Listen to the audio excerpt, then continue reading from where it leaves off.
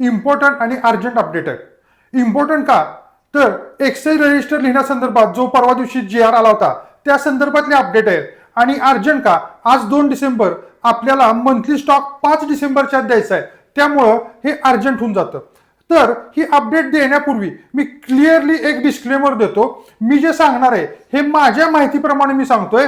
तुमच्या इथं जे काही तुम्हाला चेंजेस करायचे आहेत किंवा जे काही रिपोर्टिंग करायचं आहे ते तुमच्या बीटला जे सब इन्स्पेक्टर किंवा इन्स्पेक्टर आहेत त्यांच्याशी एकदा कन्सल्ट करूनच अपडेट करा. ठीक आहे. पहिला अपडेट काय देतो तर आपल्याला MML महाराष्ट्र मेड लिकर यासाठी स्वतंत्र नोंदी घ्यायला सांगितल्यात. ह्या नोंदी जिथं आपल्या चटई रजिस्टरमध्ये 50 UPचे जे कॉलम आहेत, 50 UP असा जो कॉलम आहे त्या कॉलमला MML साठी वापरायचं आहे. हा एक अपडेट आहे. परंतु परत एकदा डिस्क्लेमर आहे, हे तुम्ही तुमच्या बीटमध्ये जे सब इन्स्पेक्टर इन्स्पेक्टर आहेत एक्साइजचे त्यांना विचारूनच हे करा. ठीक आहे. आणि दुसरा सगळ्यात महत्वाचा अपडेट, आता हा GR जवळपास 1000 लोकांनी आपल्याकडून घेतला.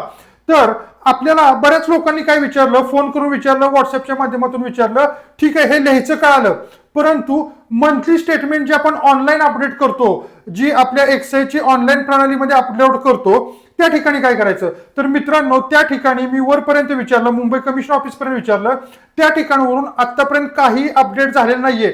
त्या ठिकाणी जे पूर्वी तुम्ही तुमचा स्टॉक जसा प्रकारे देत होता तशा प्रकारे स्टॉक तुम्हाला ऑनलाईन प्रणालीमध्ये द्यायचा आहे. ऑनलाईन प्रणालीमध्ये स्टॉक भरताना काहीही चेंजेस नाहीयेत. ठीक आहे. 1 एप्रिल नंतर कदाचित ती वेबसाईट अपडेट होईल आणि त्या ठिकाणी तो सेपरेट MMLचा कॉलम येईल. सध्या तरी ऑनलाईन प्रणालीमध्ये काही सुद्धा चेंज नाही. जसं तुम्ही पूर्वी ऑनलाईनचं फिलिंग करत होता तशाच प्रकारे तुम्ही ऑनलाईन आता भरायचं आहे.